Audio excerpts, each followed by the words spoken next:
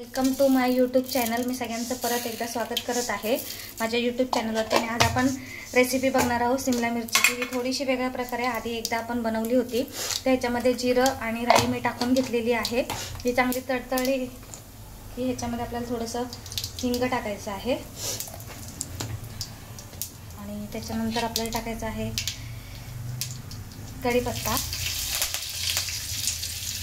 कढीपत्ता थोडंसं तडतडला ह्याच्यामध्ये आलं आणि मी लसूण किसून घेतला होता ते टाकायचं। ते थोडंसं फ्राय करायचं।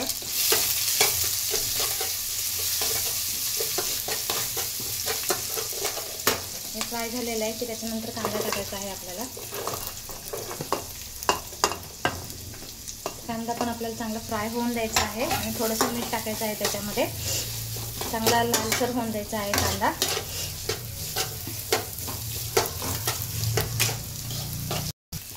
इथे आपला कांदा लाल झाला आहे। ह्याच्यामध्ये आपल्याला टोमॅटो टाकायचा आहे। टोमॅटो पण थोडासा फ्राय करायचा आहे, थोडंसं जास्त नाही। आणि हे बघा ह्याच्यामध्ये ह्या मसाल्यांमध्ये मी लाल तिखट घेतलेले आहे, जिरा पावडर घेतलेला आहे, धना पावडर घेतलेला आहे, हळदी पावडर घेतलेला आहे, गरम मसाला घेतला आणि गोडा मसाला घेतलेला आहे। आणि ह्याच्यामध्ये पाणी टाकून मी मिक्स केलेलं आहे, कारण की जेणेकरून आपण ह्याच्यामध्ये टाकू तेव्हा सुके मसाले जळले जातात। त्याच्यामुळे मी ह्याची पेस्ट करून घेतलेली आहे। तर आपल्याला हे टाकायचे आहेत सगळे मसाले। 1-2 मिनटं चांगले आपण एकत्र करून घेऊया। आता हे मसाले मी ह्याच्यामध्ये टाकणार आहे। ह्याला पण आपल्याला 2-3 मिनटं असं फ्राय करून घ्यायचं आहे चांगलं।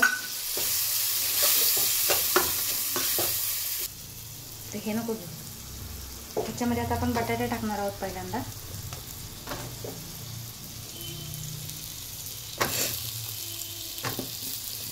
शिमला मिरची नंतर टाकायची आपल्याला।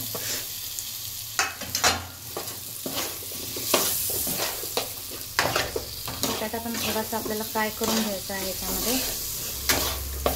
गॅसचा फ्लेम फुल करायचा आहे आपल्याला आणि हे चांगलं फ्राय करून घ्यायचं आहे 1-2 मिनटं।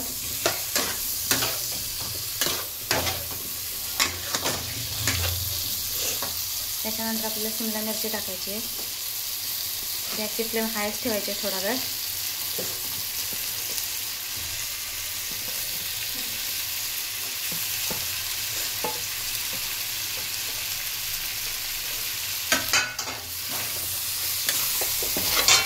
आणि ह्याच्यावरती एकदम थोडंसं आपल्याला हे टाकायचं आहे, पाणी ठेवायचं आहे एकदम थोडंसं, जास्त नाही। याला जास्त पाणी वापरायचं नाही आहे आपल्याला।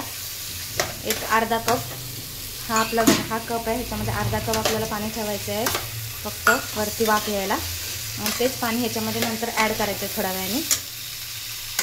तर हे बघा मी थोडंसं पाणी ठेवलेलं आहे आणि ती वाटी जी होती ज्याच्यामध्ये आपण पेस्ट बनवलेली तीच धुवून ह्याच्यामध्ये पाणी टाकलेलं आहे। तर हेच पाणी गरम झाल्यावरती आपल्याला भाजीमध्ये ओतायचं आहे। तर इकडे बघा आता भाजी आपली रेडी आहे आणि तुम्हाला आवडली असेल तर लाईक, शेअर, कमेंट, सबस्क्राईब नक्की करा। आणि अशी भाजी बनवून बघा, खूप छान लागते, खूप टेस्टी। आणि कमेंटमध्ये सांगायला विसरू नका।